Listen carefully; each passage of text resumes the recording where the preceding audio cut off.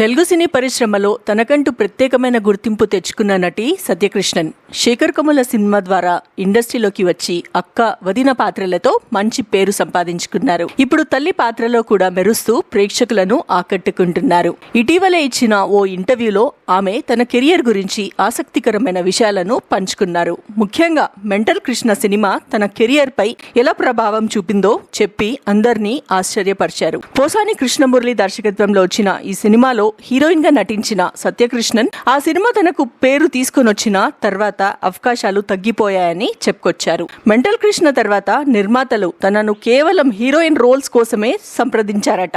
తాను ఇకపై character roles చేయనని వారు భావించడం వల్లే చాలా అవకాశాలు కోల్పోయానంటూ ఆమె తన ఆవేదన వ్యక్తం చేశారు. ప్రస్తుతం ఓటీటీ ప్రాజెక్టులతో బిజీగా ఉన్న సత్యకృష్ణన్ భవిష్యత్తులో విభిన్నమైన పాత్రలు చేయాలని కోరుకుంటున్నారు. ముఖ్యంగా దసరా లాంటి రగడ్ మాస్ క్యారెక్టర్లు చేయాలని ఉందని, తెలంగాణ యాస కూడా మేనేజ్ చేయగలనని దర్శక నిర్మాతలకు విజ్ఞప్తి చేశారు. హైదరాబాద్ కు చెందిన సత్యకృష్ణన్ ప్రయాణం చాలా ఆసక్తికరంగా ఉంది. హోటల్ మేనేజ్మెంట్ చదివి తాజ్ గ్రూప్స్ లో ఉద్యోగం చేస్తూ ఉండగా దర్శకుడు శేఖర్ కమ్ముల దృష్టిలో పడ్డంతో డాలర్ డ్రీమ్ సినిమాతో ఇండస్ట్రీకి పరిచయం అయ్యారు. తర్వాత పెళ్లి చేసుకుని బ్యాంక్ ఉద్యోగం చేస్తూ కొంతకాలం సినిమాలకు దూరమయ్యారు. మళ్లీ 4 ఏళ్ల తర్వాత ఆనంద్ సినిమాతో రీ ఎంట్రీ ఇచ్చి ఆ చిత్రంతో అనిత పాత్రలో నంది అవార్డు గెలుచుకున్నారు. ఆ తర్వాత ఉద్యోగానికి గుడ్ బై చెప్పి పూర్తిగా నటిగా మారిపోయారు. బొమ్మరిల్లు, వినాయకుడు, రెడీ, మనం, గోవిందుడు అందరి వాడేలే, భలే భలే మగాడివోయ్ వంటి ఎన్నో హిట్ సినిమాల్లో అక్క వదిన పాత్రలతో